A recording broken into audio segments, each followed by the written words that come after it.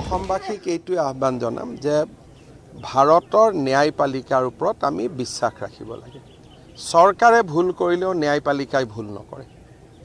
যদি ময়ো ভুল কৰোঁ, ন্যায়পালিকাই ভুল নকৰে। হাইকোৰ্টেও তদন্ত আৰম্ভ কৰিছে আৰু পুলিচৰো তদন্তৰ প্ৰতিবেদন খুব সোনকালে ন্যায়পালিকাই পাই যাব।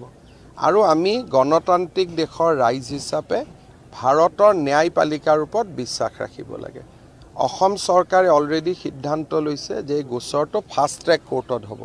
তাৰমানে প্ৰতিদিনেই শুনানি হ'ব। ফাষ্ট ট্ৰেক কোৰ্টৰ উদ্দেশ্য কি যে আজি এটা দিন দিলে একমাহ পিছত দিন আহিলে এইটো নহয়, প্ৰতিদিনেই শুনানি হ'ব। গতিকে ন্যায় আমি সোনকালে পাই যাম। সেইকাৰণে মোৰ এটাই অনুৰোধ যে মুখ্য ন্যায়াধীশ ডাঙৰীয়াই ফাষ্ট ট্ৰেক কোৰ্ট এখন গঠন কৰক। আমি অনুৰোধ জনাম। ইতিমধ্যে কেবিনেটত সিদ্ধান্ত হৈছে।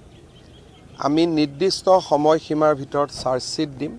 ন্যায়পালিকাই তদন্তৰ প্ৰতিবেদন আৰু বাকী সাক্ষীৰ ওপৰত এটা প্ৰক্ৰিয়াৰে ডেফিনেটলি আমাক সকলোকে ন্যায় দিব। অসমবাসী